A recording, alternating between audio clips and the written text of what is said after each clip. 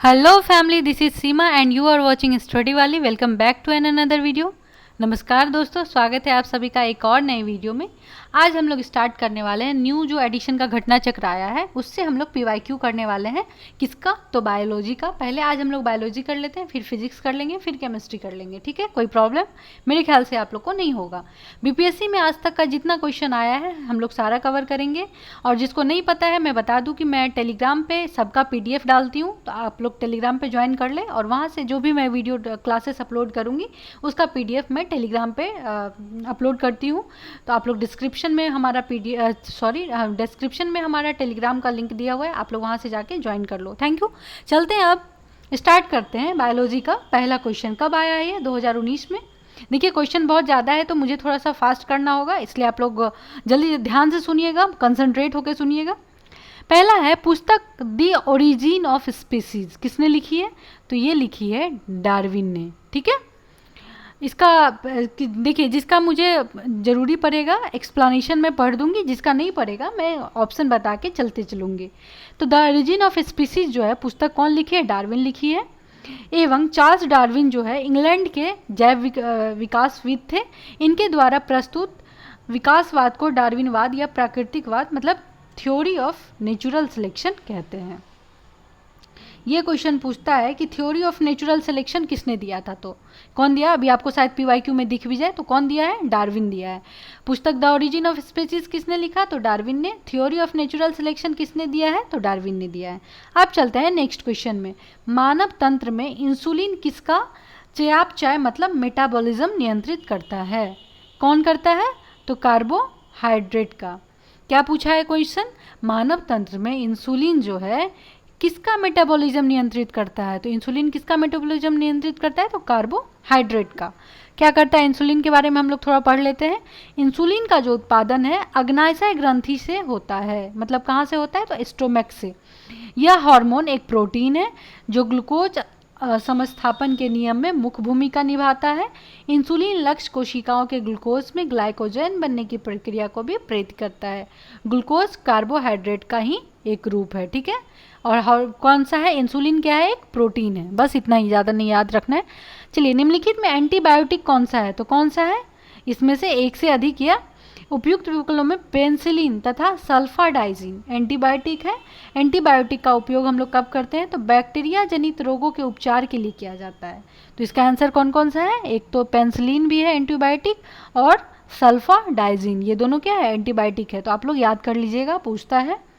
अब चलते हैं नेक्स्ट। निम्नलिखित में से कौन सा मुख्यतः कार्बोहाइड्रेट है? तो कौन सा है? चावल मतलब राइस। देखिए कार्बोहाइड्रेट सब में पाया जाता है, लेकिन मेनली जो कार्बोहाइड्रेट पाया जाता है किस में पाया जाता है? चावल में पाया जाता है। क्लियर? अब चलते हैं हम लोग नेक्स्ट। कीट संवर्धन क्या है? सॉरी, क्या क्वेश्चन पूछा है? कीट संवर्धन क्या है? तो वो क्या है? कीट की वृद्धि करने का विज्ञान है। कीट संवर्धन क्या है इसके बारे में जानते हैं। कीट संवर्धन कीटों जैसे केचुआ जो होती है वो वृद्धि करने का विज्ञान है। केचुआ कृषक का जो होता है मित्र एवं भूमि की आंत कहा जाता है। किसको? केचुआ को। तो आपको पूछा जा सकता है कि कृषकों का मित्र या फिर भूमि की आंत किसको बोला जाता है? तो किसको बोला जाता है? केचुआ को। केचुआ खाद या वर्मी कंपोस्ट पोषक पदार्थों से भरपूर एक उत्तम जैव उर्वरक है। क्लियर? अब नेक्स्ट क्वेश्चन हम लोग करते हैं। जेनेटिक्स क्या है?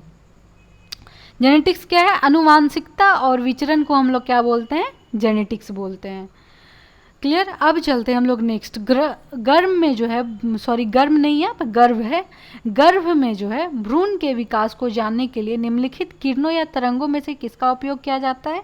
मतलब कि गर्भ में भ्रूण मतलब जो बेबी होता है, जो जाइगोट फॉर्मेशन होता है, आप लोग बायोलॉजी में पढ़े होंगे, तो उसका जो जाइगोट होता है उससे क्या बनता है? जाइगोट। तो उसका जो विकास का हुआ है कि नहीं हुआ हम लोग कौन से तरंग से देखते हैं? तो पराध्वनि तरंग से हम लोग इसको देखते हैं। ठीक है, जिसको अल्ट्रासाउंड तकनीक के तहत बोलते हैं। कौन सा जो पराध्वनि तरंग जाती है किसके तहत जाती है? तो अल्ट्रासाउंड के तहत जाती है।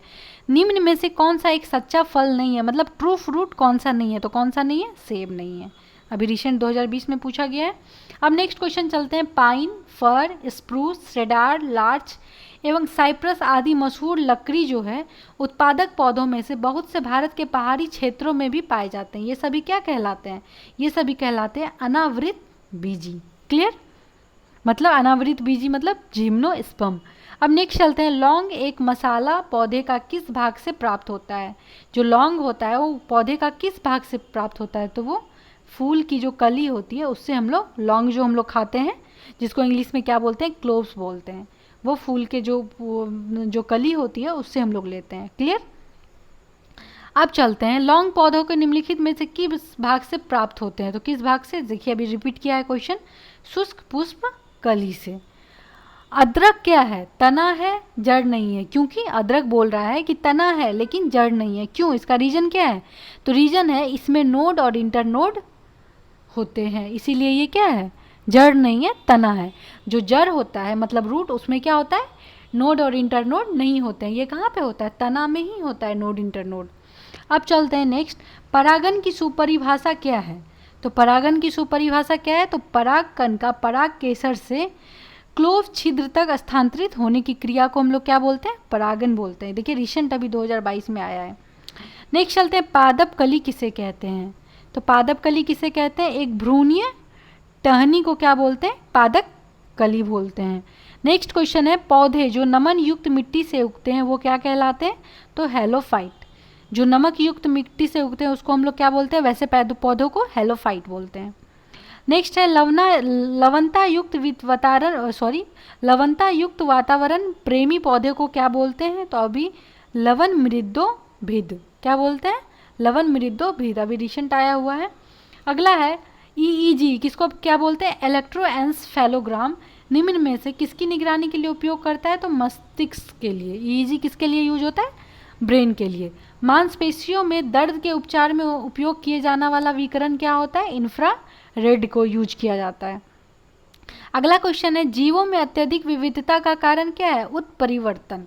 इसकी वजह से जीव में क्या होता है? अधिक विविधता आती है। अब नेक्स्ट क्वेश्चन है, मेंडल के आनुवंशिकता का सिद्धांत किस पर आधारित है? तो लैंगिक जनन पे आधारित है। मेंडल का जो आनुवंशिकता का सिद्धांत दिया है वो किस पे आधारित है? लैंगिक जनन पे। डीएनए की खोज किसने की थी? ये क्या है? डीएनए की खोज के बारे में चलिए पढ़ते हैं।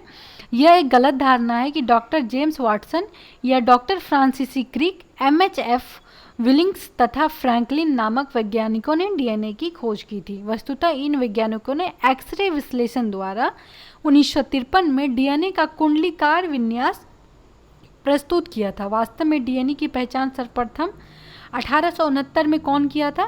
स्विस रसायन शास्त्री फ्रेडरिक मिस्चर ने किया था। कौन किया था? फ्रेडरिक मिस्चर ने। फ्रेडरिक ने इसे न्यूक्लिन कहा था। डीएनए को क्या बोला था? न्यूक्लिन कहा था। क्लियर? अब चलते हैं नेक्स्ट, जीव कोशिकाओं में आनुवांशिक लक्षणों के नियंत्रण में निम्नलिखित में से कौन सा उत्तरदायी है? तो कौन सा उत्तरदायी है? डीएनए है। अगला है, यकृत एवं मांसपेशियों में ऊर्जा जमा होती है कहाँ पे? तो ग्लाइकोजन के रूप में। यकृत मतलब लीवर, और मांसपेशियों में जो एनर्जी के रूप में जमा होता है, किस रूप में जमा होता है? तो ग्लाइकोजन के रूप में। नेक्स्ट क्वेश्चन है, निम्न में से कौन सी कोशिका घटक कोशिका में दाखिल होने वाले जीवाणुओं को नष्ट करता है? तो कौन सा करता है?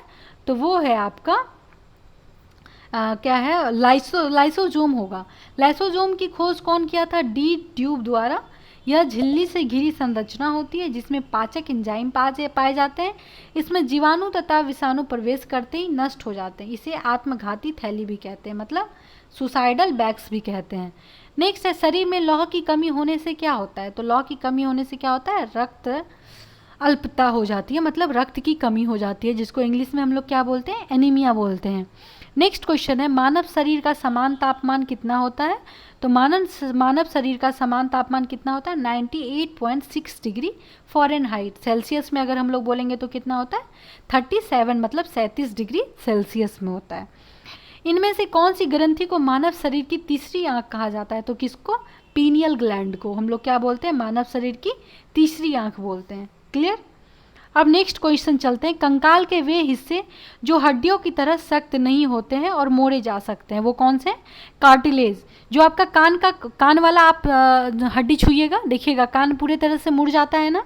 नाक के ऊपर में छुइएगा, देखिएगा आप राइट घुमाइएगा तो मतलब दायां घुमाइएगा तो दायां, और बायां घुमाइएगा तो बायां घूमेगा। तो ऐसा क्यों होता है? लेकिन हाथ पैर का जो हड्डी होता है क्या आप उसको मोड़ सकते हैं? नहीं मोड़ सकते हैं। तो ये जो कान वान का जो हड्डी होता है इतना सॉफ्ट क्यों होता है, किसकी वजह से, तो कार्टिलेज की वजह से। ये अभी जस्ट जो अभी फरवरी में हुआ था उसमें पूछा गया है। देखिए बस रिवीजन की ज़रूरत होती है, बाकी कुछ नहीं। मैं आपको एक बार फिर से बता दूं, आप लोग जो अभी मैं क्लासेस करवा रही हूँ एक बार पूरे अच्छे से सुन ले लास्ट तक, उसके बाद आप लोग जाके टेलीग्राम पे PDF डाउनलोड कर ले और उसको बार बार रिवीजन करें। एक भी क्वेश्चन अगर PYQ से आएगा तो आप लोग को गलत नहीं होगा, मैं ये गारंटी लेती हूँ। इसीलिए जितना मैं बोल रही हूँ उतना काम तो आप लोग ज़रूर कीजिए। चलिए नेक्स्ट चलते हैं। लाइकेन में एक क्लोरोफिल युक्त पार्टनर एक साथ रहते हैं, वो कौन सा है, शैवाल और कवक, एल्गी एंड फंगाई। ये भी देखिए रिसेंट अभी पूछा है। नेक्स्ट चलते हैं। मादा एनोफ्लीज को मादा क्यूलेक्स से अलग किया जा सकता है क्योंकि यह बैठती है कहाँ पे, अध स्तर के साथ एक कोन पर। ये भी अभी रिसेंट पूछा गया है। तो मादा एनोफ्लीज के बारे में थोड़ा सा पढ़ लेते हैं। मादा एनोफ्लीज को मादा क्यूलेक्स से अलग किया जा सकता है क्योंकि यह अध स्तर के साथ एक कोन पर बैठती है। वैश्विक स्तर पर देखा जाए तो मच्छरों की 3500 से अधिक प्रजातियां पाई जाती है एवं उनको 3 प्रजातियों में विभाजित किया जाता है, क्यूलेक्स, एनोफिलीज तथा एडीज। 3 तरह के होते हैं।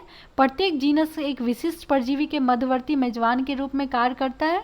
इसके अतिरिक्त भी इनमें भोजन श्रृंखला, आकार, आवास आदि को लेकर पर्याप्त अंतर होता है। अब यहाँ पे क्यूलेक्स और एनोफिलीज में कुछ डिफरेंस दिया हुआ है, ये लोग आप लोग ध्यान से देखिएगा, पढ़ लीजिएगा इसको। अब चलते हैं हम लोग नेक्स्ट क्वेश्चन में। शरीर की प्रतिरोधक क्षमता से जुड़ा सबसे महत्वपूर्ण कोशिका का प्रकार कौन सा है, तो कौन सा है, वो लिम्फोसाइट है। ये देखिए अभी रिसेंट पूछा है। क्या है लिम्फोसाइट, शरीर की प्रतिरोधक क्षमता से जुड़ा सबसे महत्वपूर्ण कोशिका प्रकार है। लिम्फोसाइट अस्थि मज्जा में बनी होती है, मतलब बोन मैरो में, रक्त एवं लसिका उत्तक में पाई जाती है। 2 मुख्य प्रकार के लिम्फोसाइट होते हैं, क्या, लिम्फोसाइट बी और लिम्फोसाइट टी। लिम्फोसाइट बी जो है एंटीबॉडी बनाती है और लिम्फोसाइट टी जो है ट्यूमर कोशिकाओं को मारने में मदद करती है। लिम्फोसाइट एक प्रकार की कैसी कोशिका है, स्वच्छ रक्त कोशिका है। सब चीज़ हम लोग को, एक एक पॉइंट हम लोग को ध्यान में रहना चाहिए। मानव शरीर की मांसपेशियों के बारे में निम्नलिखित में से कौन सा गलत है, तो कौन सा गलत है, ऑप्शन पढ़ते हैं। मांसपेशियां केवल हड्डी को धक्का दे सकती है। मांसपेशियां जो है जोड़े में काम करती है, क्लियर। सिकुड़ने पर मांसपेशियां छोटी, तख्त और मोटी हो जाती है, क्लियर। तो मतलब मांसपेशियां केवल हड्डी को धक्का देती है, ये तो गलत है। बस एक ही काम थोड़ी होता है मांसपेशियों का। अब नेक्स्ट क्वेश्चन चलते हैं। ल्यूकेमिया कई प्रकार के कैंसर का नाम है जो अस्थि मज्जा में उत्पन्न होता है और बहुत संख्या में असमान रक्त कणिकाओं को बनाना शुरू करता है। यह रक्त कणिका कौन है, तो वो है श्वेत रक्त कणिका, मतलब वाइट ब्लड सेल, क्लियर। अब नेक्स्ट क्वेश्चन चलते हैं। मानव शरीर के किस अंग में उपकला कोशिका पाई जाती है, तो किस अंग में पाई जाती है, अग्नाशय में उपकला। अब नेक्स्ट चलते हैं। आंत्रज्वर रोग मानव शरीर के किस अंग को प्रभावित करता है, तो आंत्रज्वर रोग जो है मानव के किस अंग को प्रभावित करता है, तो वो करता है आपको आंत को, मतलब इंटेस्टाइन को प्रभावित करता है। अब चलते हैं हम लोग इससे रिलेटेड कुछ बीमारियों को देख लेते हैं। टाइफाइड हाइजा जो है किसको प्रभावित करता है, आंत को। टीबी प्लेग न्यूमोनिया जो है किसको, फेफड़ा को प्रभावित करता है। टिटनस और कोड जो होता है तंत्रिका तंत्र को प्रभावित करता है। और डिप्थीरिया और काली खांसी किसको प्रभावित करता है, श्वास नली को, क्लियर। नेक्स्ट करते हैं। कार्यानिक कृषि एक ऐसी कृषि प्रणाली है जिसमें क्या होती है, कार्बनिक खादों, पुनर्चक्रित फार्म, अपशिष्टों तथा जैव कारकों की अधिकतम मात्रा में प्रयोग किया जाता है। देखिए मैं सारा ऑप्शन इसलिए नहीं पढ़ती हूँ ताकि आप लोग का टाइम वेस्ट ना हो, लेकिन आप लोग अगर PDF अगर आप लोग एक बार क्लासेस देखने के बाद अगर आप लोग PDF देखेंगे तो पहले सारा ऑप्शंस पढ़ेंगे फिर क्वेश्चन करेंगे, इससे होगा कि ज़्यादा दिन तक आप लोगों को याद रहेगा, क्लियर। अब चलते हैं। निम्न में से कौन सी क्रिया पृथ्वी पर हो रहे कार्बन चक्र में ऑक्सीजन को बढ़ाती है, तो कौन सी, वो प्रकाश संश्लेषण। प्रकाश संश्लेषण से क्या होता है, ऑक्सीजन हमें मिलता है जो कि मानव ग्रहण करता है उसी के थ्रू। नेक्स्ट चलते हैं। निम्न में से संवहनी पौधे किसको कहते हैं, किसको कहते हैं, फर्न को। फर्न को हम लोग कैसे कहते हैं, संवहनी पौधे कहते हैं। नेक्स्ट क्वेश्चन है। स्पायरोगायरा निम्नलिखित में से किसका एक उदाहरण है, मतलब किस शैवाल में से एक किसका उदाहरण है, तो हरा शैवाल का, मतलब। नेक्स्ट चलते हैं। निम्नलिखित में से शैवाल का उदाहरण क्या है, तो डायटम। डायटम जो होता है वो शैवाल का उदाहरण है। अगला क्वेश्चन है। निम्नलिखित में से कौन सी प्राणी जगत का सबसे बड़ा संघ है, तो कौन सा है, वो ऑर्थ्रोपोडा। जितना भी आपका ग्रुप है एनिमल का, सबसे ज़्यादा बड़ा किसका है, ऑर्थ्रोपोडा का सबसे ज़्यादा बड़ा एनिमल होता है। निम्न में से एनिमल मतलब ये नहीं कि साइज में बड़ा होता है, इसका संख्या बहुत ज़्यादा होता है। नेक्स्ट है, निम्न में से जैविक उर्वरक का सही उदाहरण कौन सा है? तो वो हो जाता है माइकोरिज़ियल फंगी एंड ब्लू ग्रीन शैवाल। ये दोनों कौन सा हो जाता है? तो जैविक उर्वरक का सही उदाहरण हो जाता है। अब नेक्स्ट हम लोग कर रहे हैं निम्नलिखित में से किस पौधों ने खाद्य सामग्री संग्रह करने के लिए अपने स्टेम को संशोधित किया है? तो वो कौन सा है? अदरक। वो क्या करता है? वो स्टेम के द्वारा संग्रहित करता है। कौन कौन सा है इसमें? अदरक भी आ जाएगा, आलू भी आ जाएगा, शकरकंद भी आ जाएगा। इस सारे पौधे में क्या होता है? तना मतलब स्टेम के द्वारा संग्रहित किया जाता है। मानव शरीर में कितना होता है पानी? तो लगभग 70%, ये सबको पता होगा। नेक्स्ट है, मानव स्वास्थ्य पर ओजोन अवक्षय के क्या प्रभाव हो सकते हैं? तो वो है धूम्र से जलना भी, सनबर्न मतलब मोतियाबिंद भी, त्वचा का कैंसर भी, त्वचा का मुरझाना भी। ये चारों हो सकता है। किसकी वजह से? तो ओजोन लेयर की वजह से। नेक्स्ट चलते हैं, करकुमा लोंगा जो कौन से मसाले का वैज्ञानिक नाम है? तो वो कौन सा है? हल्दी का। हल्दी को हम लोग क्या बोलते हैं? करकुमा लोंगा बोलते हैं। अगला है, वयस्क मानव की हाथों पर पैरों की हड्डियां की संख्या मानव की सभी हड्डियों की संख्या की लगभग कितनी प्रतिशत होती है? तो 50% होती है। अगला है, पेलाग्रा निम्नलिखित में से किस विटामिन की कमी के कारण होता है? तो किसके कारण होता है? विटामिन B3 के वजह से। नेक्स्ट है, कोबालमिन निम्नलिखित में से किस विटामिन का वैज्ञानिक नाम है? तो वो किसका है? B12 का। क्या नाम है? कोबालमिन। अगला है, विटामिन जो रक्त के थक्के बनाने में प्रभावी होता है उसको कौन सा विटामिन बोलते हैं? तो विटामिन की क्या करता है? रक्त का थक्का बनाता है। नेक्स्ट की ओर बढ़ते हैं, निम्नलिखित में से कौन सा विटामिन प्रतिस्कंदक विषों प्रतिविष प्रतिकारक के रूप में प्रयोग किया जाता है? तो कौन सा है वो? विटामिन के को बोलते हैं हम लोग। अगला क्वेश्चन है, निम्नलिखित में से किस विटामिन को अर्गे कैल्सीफेरॉल कहते हैं? तो किसको कहते हैं? विटामिन D2 को क्या बोलते हैं? अर्गे कैल्सीफेरॉल। मानव शरीर में विटामिन ए भंडारित होता है कहाँ पे? तो यकृत में। आप लोग का काम क्या है? जितने तरह का विटामिन है सबको एक बार फिर से देख लेने का। नेक्स्ट है, निम्नलिखित में से कौन सा युग्म सही सम्मिलित नहीं है? तो रेटिनॉल जीरोप्थेलिमिया को कहते हैं। टोकोसाइनोकोबालमिन किसको बोलते हैं? रक्त अल्पता को। आर्गो कैल्सीफेरॉल किसको बोलते हैं? रिकेट्स को। टेकोफेरॉल बेरी को नहीं बोलते हैं। तो इसको बोलते हैं क्या है? देख लेते हैं। रेटिनॉल अर्थात विटामिन ए की कमी से जो जीरोप्थेलिया रोग होता है। साइनोकोबालमिन जो होता है विटामिन B12 की वजह से होता है, जिसकी कमी से रक्त अल्पता होती है मतलब एनीमिया होती है। विटामिन डी जो होती है कैलू कैल्सिफेरॉल D3 तथा आर्गो कैल्सिफेरॉल D2 की कमी से बच्चों को रिकेट्स नामक रोग होता है। लेकिन बेरी जो है वो विटामिन B1 की वजह से होती है, जिसको थायमिन की कमी से होता है। टोकोफेरॉल की वजह से विटामिन E होता है। क्लियर? अब चलते हैं नेक्स्ट हम लोग, इनमें से क्या सही सम्मिलित नहीं है? तो विटामिन B1 किस में मिलता है? संतरा में, थोड़ा बहुत तो मिलता ही है। विटामिन D कॉड यकृत तेल में। विटामिन E गेहूं अंकुर तेल में। विटामिन K अल्फा में। मेरे ख्याल से सारा सही है। चलिए इसका एक्सप्लेनेशन देखते हैं। सूर्य का प्रकाश एवं कॉड यकृत तेल विटामिन D के समृद्ध स्रोत हैं। ठीक है। गेहूं अंकुर तेल जो व्हीट ग्राम ऑयल होता है विटामिन E का प्रमुख स्रोत है, जबकि अल्फा से विटामिन K प्रचुर मात्रा में मिलता है। यद्यपि संतरा विटामिन सी का प्रमुख स्रोत है तथा विटामिन B1 भी कम मात्रा में पाया जाता है। देखिए लगता होगा कि संतरा में बस विटामिन सी पाया जाता है, लेकिन ऐसा नहीं है, विटामिन B1 भी पाया जाता है। ठीक है। नेक्स्ट चलते हैं, जिस विटामिन में कोबाल्ट होता है उसको क्या बोलते हैं हम लोग? विटामिन B12 बोलते हैं। अब चलते हैं नेक्स्ट क्वेश्चन। एक स्वस्थ वयस्क मनुष्य में रक्त का कुल परिमाप कितना होता है? मतलब एक हेल्दी आदमी है उसमें कितना खून रहना चाहिए? तो 5 से 6 लीटर खून रहना चाहिए। अगला क्वेश्चन है, निम्न में से कौन सा एंटीबायोटिक नहीं है? तो कौन सा नहीं है? ऑक्सीटॉक्सिन जो है एंटीबायोटिक नहीं है। एरिथ्रोमाइसिन एंटीबायोटिक है। पेनिसिलिन एंटीबायोटिक है। टेट्रासाइक्लिन भी क्या है? एंटीबायोटिक है। हेपेटाइटिस बी विषाणु का उद्भव काल क्या होता है? तो वो होता है 30 से 180 दिन के बीच में। ठीक है। अगला क्वेश्चन चलते हैं, निःशोषण के समय डायफ्राम हो जाता है, कैसा हो जाता है? तो वो हो जाता है गुंबदकार की तरह हो जाता है। कौन? डायफ्राम। चलिए नेक्स्ट क्वेश्चन देखते हैं, निम्नलिखित में से कौन सी एक गैस वातावरण प्रदूषक मानी जाती है? तो वो कौन सी मानी जाती है? Sulphur dioxide. इसको क्या बोलते हैं? SO2 बोलते हैं। अगला है, निम्नलिखित में से किसका प्रयोग मच्छरों के जैविक नियंत्रण के लिए किया जा सकता है? तो किसका? गैम्बुसिया का जो होता है जैविक नियंत्रण के लिए किया जा सकता है। नेक्स्ट है, विटामिन सी की कमी से क्या होता है?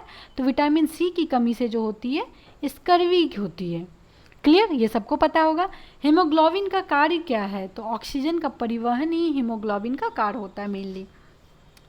चलिए नेक्स्ट है आधान, मतलब ट्रांसफ्यूजन में रक्त न केवल रक्त के प्रकार में बल्कि डैश में भी संगत होना चाहिए, मतलब RH फैक्टर, RH कारक भी होना चाहिए। किसी भी अगर हम लोग ब्लड ग्रुप, किसी को हम लोग ब्लड देना होता है तो उसमें ऐसा नहीं है कि बस ब्लड ग्रुप मिलाते हैं, RH फैक्टर भी मिलाते हैं। ध्यान में अगर आप लोग कोई ब्लड डोनेट किए होंगे तो आप लोगों को पता होगा।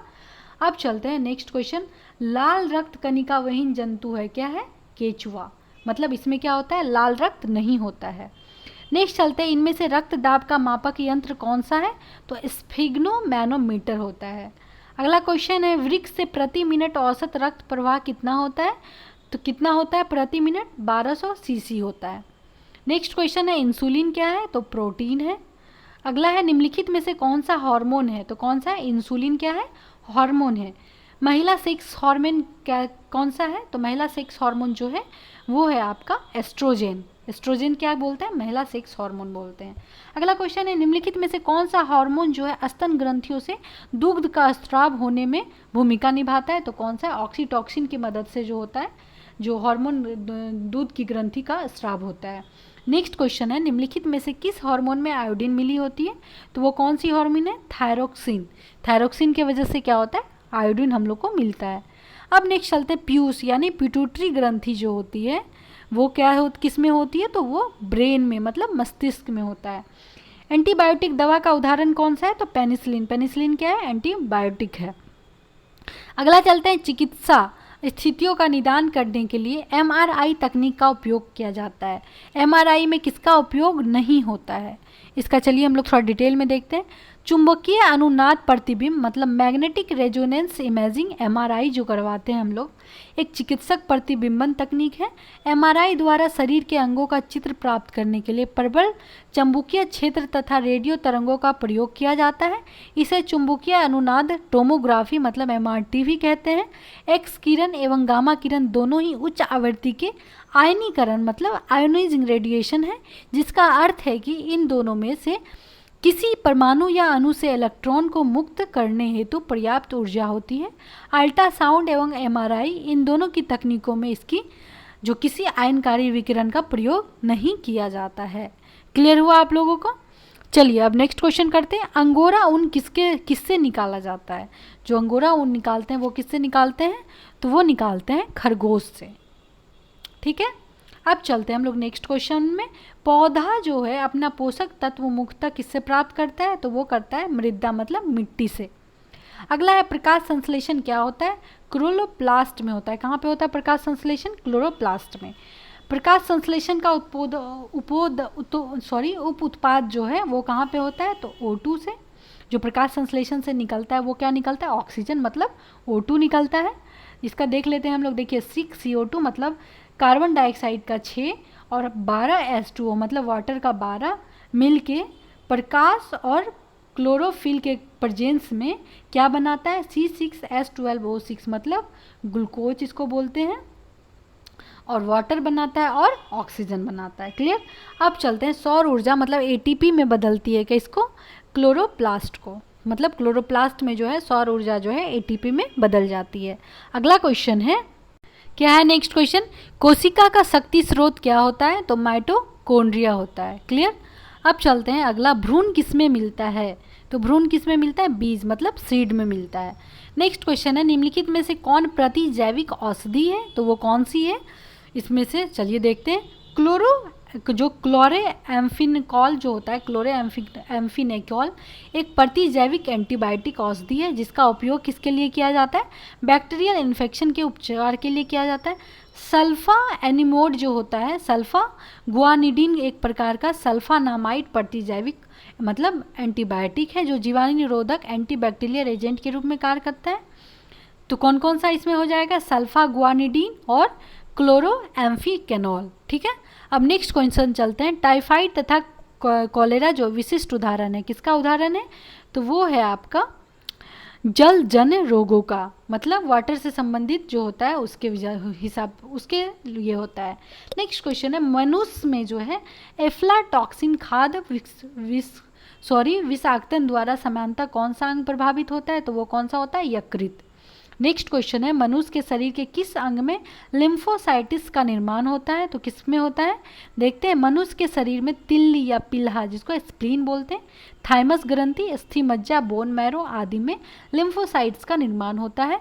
लिम्फोसाइट्स एक प्रकार का श्वेत रक्त कणिका है, मतलब WBC है, जो गश्ती सेना की भांति समस्त शरीर में घूमती रहती है तथा सुरक्षा तंत्र के सारे भागों के बीच सामंजस्य स्थापित करती है। क्लियर? आप चलते हैं, ओंकोजीन किससे संबंधित है? तो कर्क रोग से संबंधित है। नेक्स्ट क्वेश्चन है, एंजाइम लाइपेज का स्रोत क्या है? तो अग्नाशय है। क्लियर? नेक्स्ट है, निम्नलिखित में से कौन सा रक्त के संचलन में मदद करता है? तो कौन सा है? एरिथ्रोसाइट। नेक्स्ट क्वेश्चन है, निम्नलिखित में से कौन सा क्लोरोफिल का घटक नहीं है? तो कौन सा नहीं है? कैल्शियम। ठीक है, साइंस जो होता है ना, इंग्लिश में कुछ ज़्यादा ही हार्ड हो जाता है, जो इसका वर्ड होता है ना, तो इसलिए मैं प्रीफर हमेशा करती हूँ कि साइंस इंग्लिश में पढूं। स्पेशली मैं आप लोगों के लिए हिंदी में इसलिए लाई हूँ क्योंकि आप लोग को मे भी बहुत होते हैं कि इंग्लिश में प्रॉब्लम होता है, इसलिए। लेकिन अगर आप लोग को इंग्लिश समझ में आती है तो कोशिश कीजिए कि साइंस को इंग्लिश में ही पढ़ें, क्योंकि साइंस में जो वर्ड होता है ना इंग्लिश का, वो आपको ज़्यादा ईजी लगेगा। चलिए, अब नेक्स्ट है, BCG वैक्सीन का इस्तेमाल किसकी रोकथाम के लिए किया जाता है? तो क्षय रोग मतलब TB के लिए। क्लियर? नेक्स्ट है, रक्त कैंसर ल्यूकेमिया की रोकथाम में प्रयोग किए जाने वाला रेडियो समस्थानिक है, क्या है? देखते हैं। रेडियो कौन सा? P32, फॉस्फोरस तथा कोबाल्ट 60 का उपयोग ल्यूकेमिया मतलब ब्लड कैंसर जो होता है उसके लिए यूज किया जाता है। उसके ट्रीटमेंट में कौन कौन सा? कोबाल्ट 60 और एक किसका किया जाता है? फॉस्फोरस 32 का। नेक्स्ट क्वेश्चन है, तीव्रता एवं प्रयुक्तता के आधार पर निम्नलिखित में से कौन सा कर्क रोग उत्पन्न कर सकता है तथा उसका उपचार भी करता है? तो वो कौन सा है? आयनीय विकरण का। नेक्स्ट क्वेश्चन है, सहज प्रणाली का परिवर्धन निम्नलिखित में से कौन सा है? तो वो कौन सा है? प्रणाली की स्वपोषी क्रिया। अगला क्वेश्चन है, शरीर का तापक्रम नियंत्रित करता है क्या? हाइपोथैलेमस के द्वारा जो होता है आपका बॉडी का टेम्परेचर नियंत्रित होता है। नेक्स्ट है, शरीर का तापमान नियंत्रित होता है, सेम क्वेश्चन, हाइपोथैलेमस। अगला है, लैंगिक जनन से आनुवांशिक विचरण कैसे होता है? तो कैसे होता है? जीन के मिश्रण मतलब सफलिंग से। अगला क्वेश्चन है, DNA को किसने अंतः पात्र में बनाया है? तो कौन? आर्थर कॉनबर्ग। नेक्स्ट क्वेश्चन है, पार्किंसन बीमारी के उपचार के विकास के लिए किसको नोबेल पुरस्कार दिया गया है? तो किसको दिया गया? आर्विल्ड कार्लसन को। अगला क्वेश्चन है, कौन सा दिन डायबिटीज दिवस के रूप में मनाया जाता है? तो कौन सा दिन है? 14 नवंबर को हम लोग क्या मनाते हैं? डायबिटीज दिवस के रूप में। सबसे छोटा जीव जो स्वयं विकास एवं प्रजनन करने में समर्थ है वो कौन सा है? माइकोप्लाज्मा को हम लोग सबसे छोटा जीव बोलते हैं। अगला है, अधिकतर एंजाइम होते हैं कहाँ पे? तो प्रोटीन का जो अधिकतर एंजाइम होता है वो कैसा होता है? प्रोटीन का होता है। ठीक है, नेक्स्ट चलते हैं, निम्नलिखित में से किसकी कोशिका कोई एंजाइम नहीं होता है? किसमें नहीं होता है? विषाणु मतलब वायरस में जो है कोई एंजाइम नहीं होता है।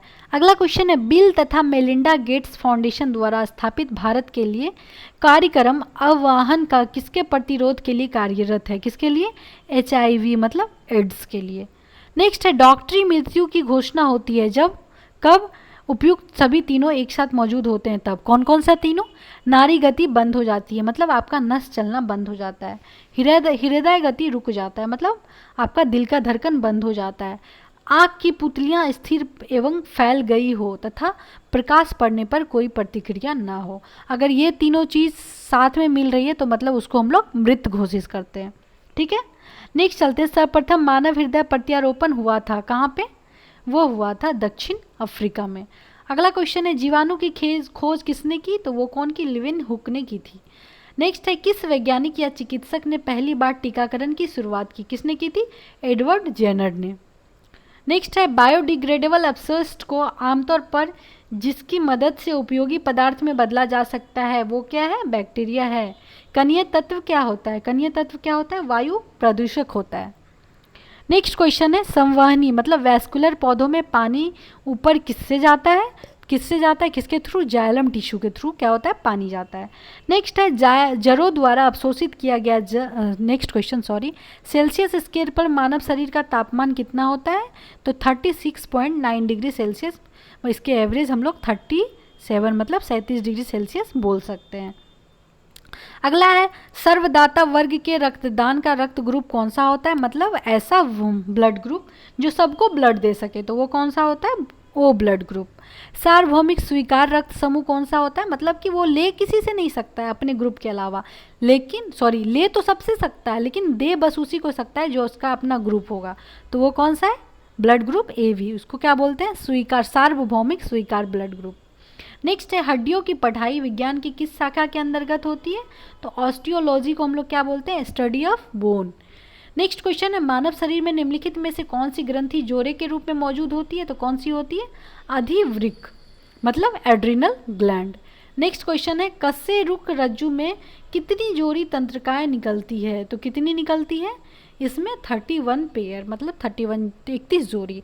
मनुष्य के जीवन काल में कितने दांत 2 बार आते हैं, तो कितना दांत जो है दोबारा आता है, तो कितना है 20। टोटल दांत कितना रहता है पता है, अगर नहीं पता है तो बताएं हमको कमेंट में कितना रहता है। मनुष्य की खोपड़ी में कितनी अस्थियां होती है, तो 28 मतलब 28। फिर से मैं बोल रही हूँ, आप लोग सुनते जाएं और टेलीग्राम पे डिस्क्रिप्शन लिंक में जाके टेलीग्राम पे जाके हमारे आईडी को ज्वाइन करें और वहाँ पे मैं पीडीएफ अपलोड कर चुकी हूँ, तो आप लोग वहाँ से जाके पीडीएफ को बार बार रिवीजन करें, लेकिन एक बार पूरा पहले क्लास को सुन ले। अगर सुन के आप रिवीजन करेंगे ना तो आपको लगेगा अच्छा ये तो जाना हुआ है, ये तो जाना हुआ है। और जब भी आप क्वेश्चन करें पीडीएफ के थ्रू तो उसको पहले चारों ऑप्शंस को पढ़े फिर टिक मारे। चलिए नेक्स्ट है मनुष्य की शरीर में पैर की हड्डियाँ क्या होती है, कैसी होती है, तो ठोस होती है। नेक्स्ट क्वेश्चन है 20 वर्ष की आयु में मानव शरीर में हड्डियों की संख्या कितनी होती है, तो 200। देखिए अक्षय का 20 वर्ष के मानव शरीर में टोटल 206 होती है, तो इसके एवरेज हम लोग 200 बोल सकते हैं। नेक्स्ट है निम्नलिखित में से कौन सा मनुष्य में अवशेषी अंग नहीं है, तो कौन सा है, सामने वाला चपेट दांत मतलब इंसीजर, जो एकदम जस्ट आपके सामने दांत दिखता है ना उसमें, वो उसमें क्या होता है, अवशेषी अंग नहीं होता है। अगला क्वेश्चन चलते हैं जैविक सिस्टम में रासायनिक क्रिया की प्रक्रिया को तेज करने में उत्तरदायी पदार्थ कौन सा होता है, तो वो कौन सा होता है, एंजाइम होता है। अगला क्वेश्चन की ओर बढ़ते हैं विटामिन जो खट्टे फलों में पाया जाता है तथा चर्म को स्वस्थ रखने में जरूरी होता है, तो कौन सा है वो, विटामिन सी। नेक्स्ट क्वेश्चन है विटामिन सी का रासायनिक नाम क्या है, तो स्कॉर्बिक अम्ल मतलब स्कॉर्बिक एसिड। दूध किसका घटिया स्रोत है, मतलब जो इसमें कि सबसे कम पाया जाता है, दूध में ऐसा क्या है जो सबसे कम पाया जाता है, तो वो क्या है, विटामिन सी नहीं पाया जाता है दूध में। नेक्स्ट है इलोनिन प्राप्त होते हैं किससे, डहेलिया की जड़ों से। डहेलिया का जो पेड़ होता है उससे हम लोग क्या निकालते हैं, इलोनिन निकालते हैं। 80% से अधिक सेल में पाए जाने वाला पदार्थ कौन सा है, तो जल। क्लियर। अब चलते हैं नेक्स्ट क्वेश्चन में। वर्तमान प्रमाण के अनुसार पृथ्वी पर जीव का उद्गम 2 लाख वर्ष पूर्व हुआ। इस युग में प्रोटोजोआ, शैवाल एवं जीवाणु थे। कब थे, तो आधुनिक खोजों से स्पष्ट हो चुका है कि प्रोटोजोआ का उद्भव कब हुआ है, 3.5 अरब वर्ष पूर्व हो चुका था। साइनोबैक्टीरिया या नील हरित शैवाल का उद्भव कब हुआ है, 2.3 अरब वर्ष पुराना मतलब माना जाता है। ठीक है, नेक्स्ट चलते हैं निषेचन की क्रिया कहाँ पर होती है, तो अंडवाहिनी में। अगला है आधुनिक मनुष्य का पूर्वज कौन है, तो वो कौन सा है, क्रो-मैग्नन मनुष्य। जो क्रो-मैग्नन मनुष्य है वो मॉडर्न ह्यूमन बीइंग को माना जाता है। विकास का मुख्य कारक कौन सा होता है, प्राकृतिक वर्ण को हम लोग विकास का मुख्य कारण मानते हैं। नेक्स्ट क्वेश्चन चलते हैं कवक पौधों में नहीं पाया जाता है, किसमें, पर्णहरित। क्लियर। शैवाल और कवक के मिलने से लाइकेन बनता है जिसे क्या कहते हैं, म्यूचुअलिज्म। क्या बोलते हैं इसको, म्यूचुअलिज्म। नेक्स्ट है प्रतिवर्ती क्रियाओं का नियंत्रण केंद्र कहाँ पर है, कोशिका रज्जु मतलब स्पाइनल कॉर्ड में। अगला क्वेश्चन है विकास का कारण क्या है, विकास का कारण है पीढ़ी से पीढ़ी अनुकूलन। नेक्स्ट क्वेश्चन है कच्चे फलों की कृत्रिम रूप से पकाने के लिए प्रयोग में लाई जाने वाली गैस का नाम क्या है, तो वो एसीटलीन और कार्बन मोनोऑक्साइड के थ्रू से ही हम लोग फल को पकाते हैं। माँ पौधे की भांति पौधा मिलता है कहाँ पे, तो इन तना काटने से और बीजों से। क्या है इसका, है माँ पौधों की भांति पौधा बीज और तना दोनों में मिलता है। नेक्स्ट है पानी मिट्टी से जड़ों में जिस भौतिक प्रक्रिया द्वारा गुजरता है उसे क्या कहते हैं, तो प्रासरण बोलते हैं। अगला क्वेश्चन है जल से बाहर निकलने जाने वाली मछलियां मर जाती है, क्यों, वे सांस नहीं ले पाते हैं, क्योंकि मछली कहाँ पे सांस लेती है, पानी में ही लेती है। अगर आप उसको पानी से निकालेंगे तो वो मरेगी ही ना। नेक्स्ट क्वेश्चन है जहाँ जीव रहता है उस सटीक जगह को क्या कहते हैं, आवास कहते हैं। अगला है मधुमक्खी कॉलोनी के सदस्य एक दूसरे को किस प्रकार पहचानते हैं, तो गंध से, एक दूसरे का स्मेल से खुद को पहचानते हैं।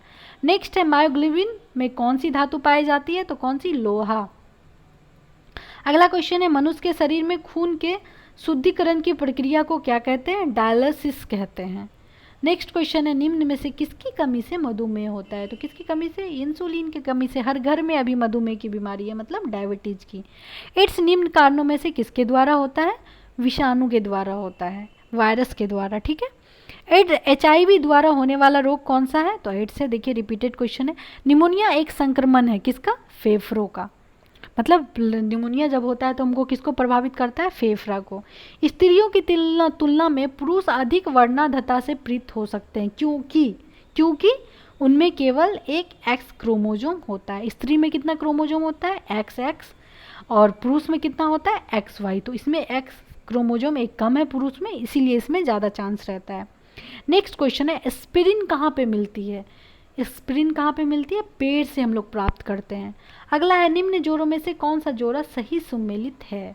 तो सही सुमेलित कौन सा है? मलेरिया के लिए उपचार के लिए हम लोग क्या करते हैं? क्लोरोक्विन जो होता है उसको हम लोग उपयोग में लाते हैं। अगला क्वेश्चन है गेहूं की खेती के लिए कौन सा उर्वरक का उपयोग करेंगे? तो कौन सा? नाइट्रोजन का। नेक्स्ट क्वेश्चन है क्लोरोफिल में कौन सा धातु आयन पाया जाता है? तो कौन सा? मैग्नीशियम पाया जाता है। अगला है पौधों एवं पेड़ों का खाना तैयार करने की प्रक्रिया कहलाती है क्या? फोटोसिंथेसिस। नेक्स्ट क्वेश्चन है कीट भक्षी पौधे मिट्टी में किसकी कमी से उगते हैं? तो नाइट्रोजन की कमी से। नेक्स्ट क्वेश्चन है जीवक चक्र की दृष्टि से पौधे का सबसे महत्वपूर्ण अंग कौन सा है? तो पुष्प। जो पौधा में सबसे महत्वपूर्ण अंग किसको बोलते हैं? तो पुष्प को बोलते हैं। अगला क्वेश्चन है पौधों का तना के सभी हिस्सों में भोजन वितरित करने में तथा डैश में भी मदद करता है। तो किसके लिए? इसका पढ़ते हैं। पौधों का तना पौधों के सभी हिस्से में भोजन पोषक तत्वों को जल के साथ वितरित करने तथा भोजन पोषक तत्वों के भंडारण में मदद करता है। ये पौधों की पत्तियां फूलों एवं फलों के सहारा देने के साथ साथ पौधे को आकार देने में भी मुख्य भूमिका निभाती है। नेक्स्ट है सबसे लंबा जीवित वृक्ष कौन सा है? तो सिकोआ जो होता है सबसे लंबा जीवित वृक्ष है। नेक्स्ट है एस्पिरिन है क्या है? एंटीपायरेटिक है। अगला है किस वनस्पति खाद में अधिकतम प्रोटीन होता है? तो किस में होता है? सोयाबीन में जो होता है अधिकतम प्रोटीन होता है।